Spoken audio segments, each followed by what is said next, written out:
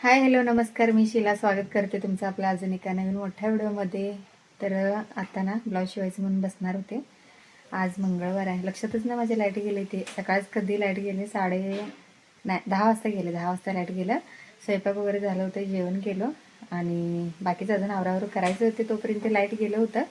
आणि आता मी सगळे काम आवरत बसलो. व्हिडिओचं पण काम होतं, ते सगळं झालं. म्हटलं चला आता ब्लाऊज शिवायला बसूयात म्हणून आले होते. आणि सकाळी ना मी ब्लाऊज कटिंग करून ठेवला होता, दाखवते तुम्हाला.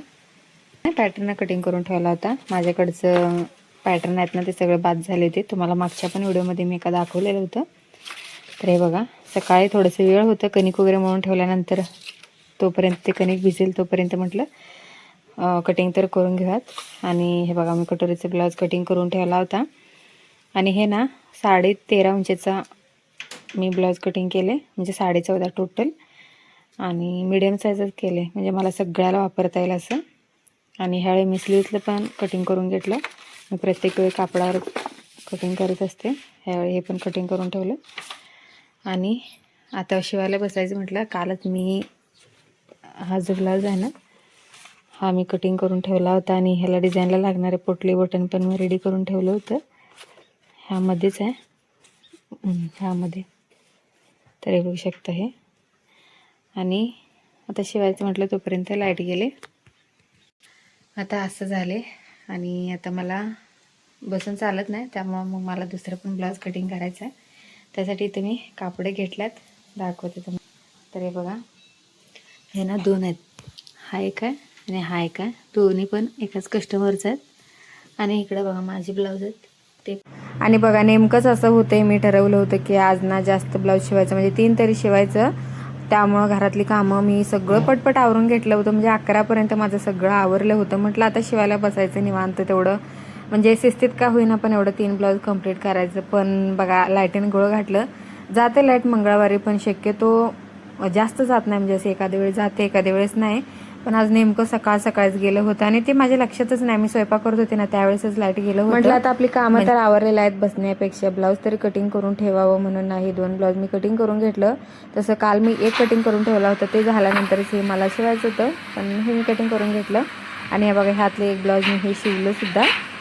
हे ना मी शिवलं होतं पूर्ण, फक्त तर चला आज ना मी फिटिंगचं थोडंफार तुम्हाला टिप्स शेअर करते. इथं मी ब्लाऊज शिवून घेतले, फक्त ह्याला फिटिंग करायचे राहिले. आणि हे ना स्लीव्ज पण जोडून घेतले.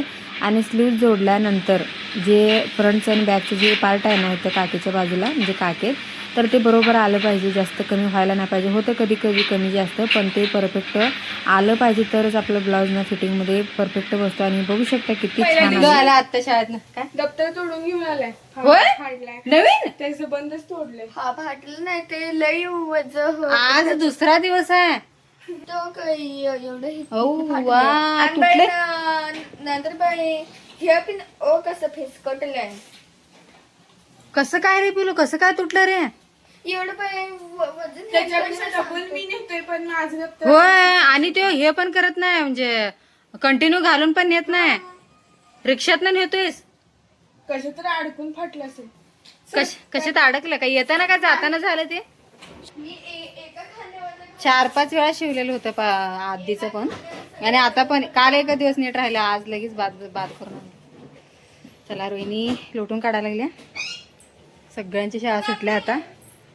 आणि बघा, मी ब्लाऊज दुसरा अर्धा शिवला नाही, त्याला दोरा नव्हता म्हणून आणायला पाठवले. आणि हा एक शिवला बघा, लाईट आल्यानंतर. चहा हा एक शिवला. आणि ते एक दोरा नव्हता, आता आणायला पाठवले. आता दोरा आणल्यानंतर ते एक शिवणार आहे. आता ते शिवल्यानंतरच मग स्वयंपाकाची तयारी करायचं. आता किती वाजले मध्ये? 6:30 वाजले. आता दोरा आणेपर्यंत बसते.